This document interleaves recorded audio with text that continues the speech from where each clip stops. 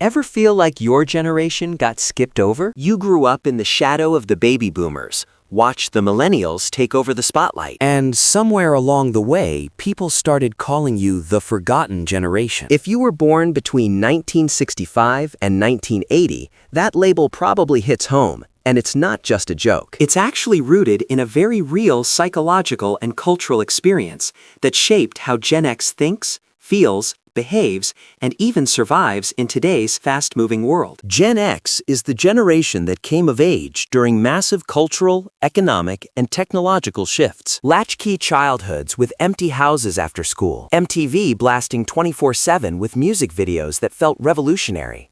Arcade games in malls. The rise of personal computers in homes. Severe economic recessions that made job security feel like a myth. Skyrocketing divorce rates that changed family structures forever. Corporate downsizing that killed the job-for-life promise. And the very first whispers of the internet that would eventually transform everything. You were the first generation to grow up with both analog freedom, riding bikes until dark, no cell phones tracking your location, real-world play with friends, and digital beginnings, dial-up internet, early video games, CD players, the first email accounts. That unique position shaped a psychology that's fiercely independent, quietly skeptical, deeply resilient, emotionally guarded, nostalgic for simpler times, and often more influential behind the scenes than people give credit for. If you're Gen X, or know someone who is, and you've ever wondered why your generation thinks, feels, and behaves the way it does, smash that like button right now, subscribe, and turn on notifications because we're going deep into what it really means to be Gen X. Let's get into it. Reason number 1. The latchkey kid effect. Independence born from necessity and its lasting scars. Gen X was the first generation where both parents often worked full-time jobs, sometimes 2 jobs each, to keep up with rising inflation, mortgage rates, and living costs. Millions came home after school to an empty house. No parent waiting with snacks, no supervision, no one to ask, "How was your day?" or help with homework. This created the latchkey kid phenomenon. Children who had to figure things out alone, make their own rules, and solve problems without adult help from a very young age. Psychologically, it wired Gen X for extreme self-reliance. You learned early, if I don't do it, no one will. You became resourceful, adaptable, comfortable with solitude, and able to handle chaos without falling apart. But it also left deep scars, trust issues, difficulty asking for help, a quiet fear of abandonment, and a tendency to handle stress silently without burdening others. Many Gen Xers still feel uncomfortable asking friends or partners for support, even in serious situations. Because childhood taught them one rule: handle it yourself. Some say they prefer solving problems alone because relying on others feels risky or unfamiliar. Others admit they feel weird when someone checks in on them, because no one did that when they were kids. Reason number 2. Skepticism and distrust of authority, shaped by scandals, lies, and broken promises. Gen X grew up watching institutions fall apart in real time. Watergate, exposing political corruption. Iran-Contra, showing government lies. Wall Street greed and crashes in the 80s. Corporate downsizing eliminated job-for-life security. Politicians were caught in lies again and again on live television. Unlike boomers who largely trusted government and big corporations, Gen X learned a very simple lesson. Don't believe everything you're told. This created a deep, baked-in skepticism. Not loud anger, but quiet doubt. Gen X questions authority, marketing hype, political promises, corporate loyalty, and even self-help gurus more than any other generation. They're the ones most likely to say, "Yeah, right, I've heard that before." When a new life-changing app, crypto scheme, or self-improvement guru promises the world, Gen X is usually the first to roll their eyes and say, "I've seen this movie before. It ends badly." They don't fall for hype easily. They've been burned too many times. Reason number 3, the just get on with it attitude.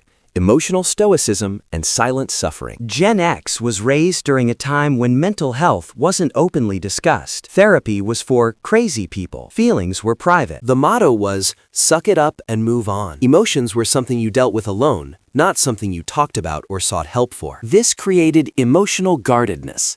Gen Xers don't cry in public, don't overshare, rarely seek help for depression or burnout. They internalized one core belief: problems are solved by action, not talking. A Gen Xer loses their job, goes through a breakup, or faces serious health news, and says, "I'll figure it out," instead of venting or seeking therapy. It's seen as strength, but it can lead to isolation, exhaustion, and years of unaddressed pain. Many Gen Xers admit they only talk about feelings when it's really bad, and even then, it's rare. Reason number 4, nostalgia and pop culture obsession, escaping the present through the past. Gen X grew up with the golden age of pop culture, MTV launching music videos, arcade games everywhere, Walkmans, VHS tapes at home, blockbuster films like Star Wars and Back to the Future, grunge, early hip-hop, the birth of personal computing. Many Gen Xers are obsessed with 80s and 90s nostalgia because that era felt simpler, more authentic, and less overwhelming. Less digital chaos,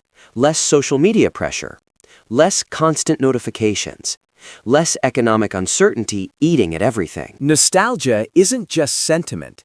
It's psychological escape from aging, financial stress, cultural shifts, and the feeling that the world moved on without them. A 50-year-old Gen Xer still collects vinyl records, rewatches 80s movies, or listens to 90s grunge playlists. Not just for fun, but because it reconnects them to a time when life felt more controllable, less complicated, and full of real possibility. Reason number 5. Work ethic. Work hard, don't complain. And the burnout reality. Gen X was told, get a job, keep it, don't make waves. Loyalty to companies was expected. Hard work was supposed to guarantee security. But companies showed little loyalty back. Mass layoffs, downsizing, pension cuts, and the end of job for life. This created a dual mindset. Strong work ethic combined with deep cynicism about every corporate promise ever made. Many Gen Xers stayed in jobs they hated because that's just how it is, leading to quiet resentment, slow burnout, and a work-to-live, not live-to-work philosophy that arrived painfully late. A Gen Xer works 20 years at the same company, gets laid off at 50, and says, "I should have known better." The loyalty myth died hard. Many now prioritize time off, side hustles, or early retirement over climbing the corporate ladder. Reason number 6. Relationships and emotional guardedness, walls built early. Gen X saw divorce rates skyrocket in the 70s and 80s. Many grew up with split parents and learned that relationships can break easily and painfully. This created emotional guardedness. Don't get too attached.